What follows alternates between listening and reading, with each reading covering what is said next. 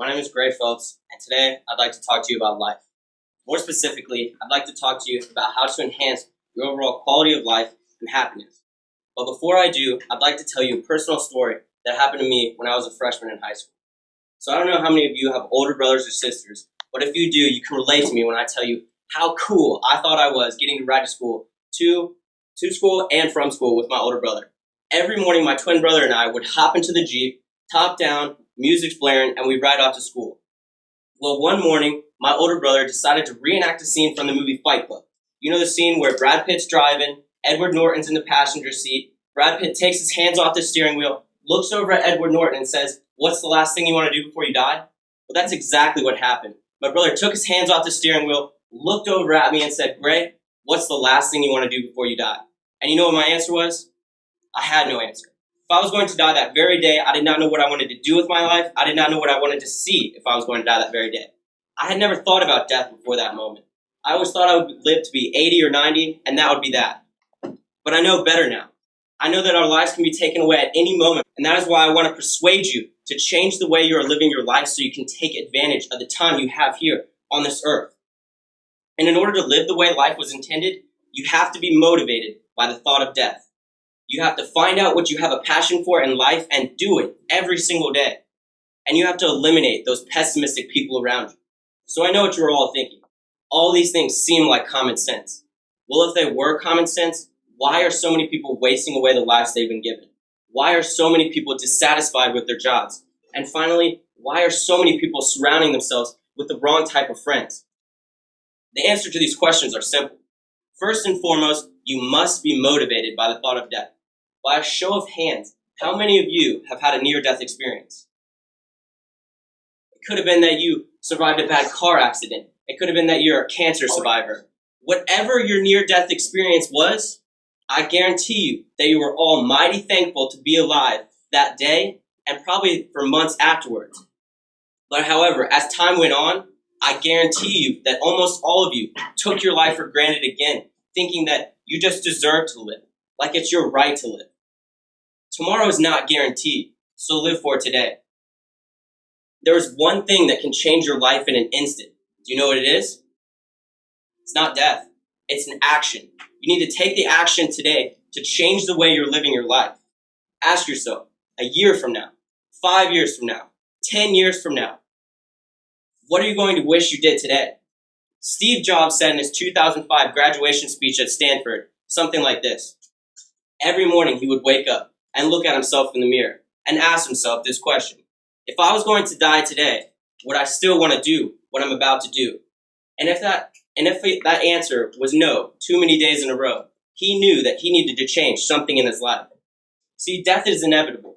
Everyone is going to die. And while some choose to look at that as a sad part, I choose to be motivated by death. In 2010, I had a near-death experience that changed my life for about 6 months. I woke up the very next morning and signed up to run my first marathon because that was always something I wanted to do before I died. And as I trained, running 16 miles, listening to nothing but my feet hit the pavement, I thought about how blessed I was to be alive. I thought about how lucky I am to be on this earth. So I ask you, if you were going to die tomorrow, what would the last thing you want to do before you die? So I ask you, if you were going to die tomorrow, would you be satisfied with the way you've lived your life so far? Now, I've asked a lot of people this question in preparation for this speech, and honestly, only about 50% were truly satisfied with the way they've lived their life so far. People, if you want to be satisfied with the way you lived your life, you must do something on a daily basis that you are passionate about.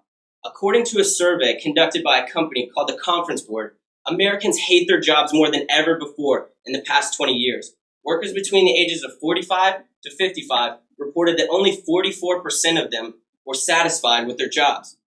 So what is causing all of this unhappiness in the workplace?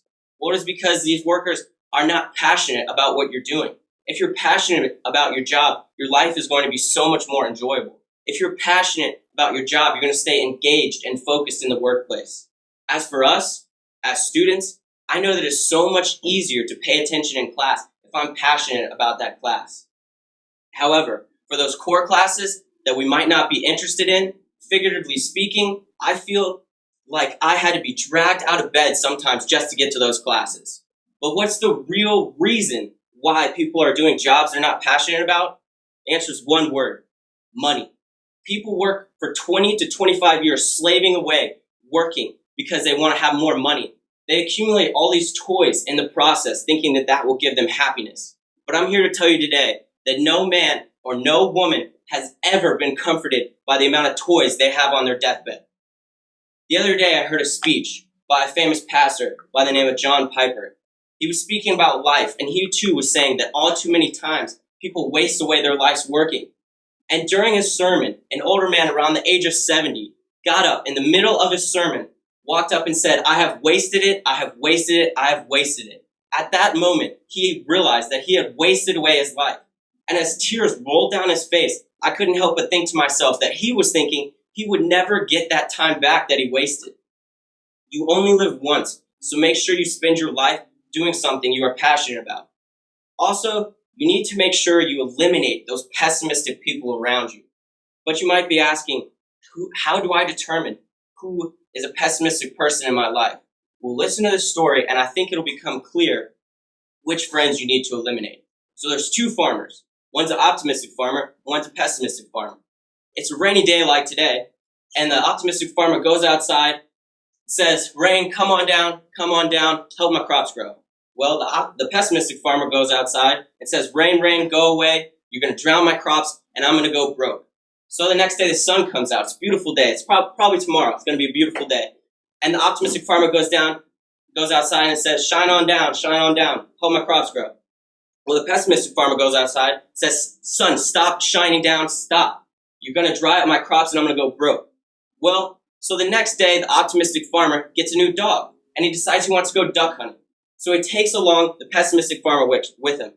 Picture this: optimistic farmer, pessimistic farmer in the boat. Optimistic farmer's got his rifle pointed up at the sky saying, "Sooner or later, a duck's going to come and I'm going to shoot it down." Well, the pessimistic farmer's sitting there, and he's got his rifle across his lap saying, "A duck is never going to fly by." And right as he says that duck comes by, optimistic farmer shoots it down, hits it, perfect shot, drops into the middle of the lake. At that time, he tells his dog to go get the duck. The dog leaps out of the water, walks on top of the water, retrieves the duck in his mouth, walks back on top of the water, hops into the boat, puts the duck down at his master's feet, and the master looks over to the pessimistic farmer. And you know what the pessimistic farmer says? He says, "I think you need to get a new dog because he can't swim." Now, how many people of you have met people in your life like that? Always cutting others down, saying things like, "I don't think that's a good idea. That's not how I would have done it. No, you shouldn't do that." Well, I call those people dream killers. They're killing your ideas. You go to sleep one morning, you have a great dream, you want to tell someone, and those pessimistic friends around you are telling you, "No, that's not a good idea." But what do you see? 1 year later, someone came out with your same idea.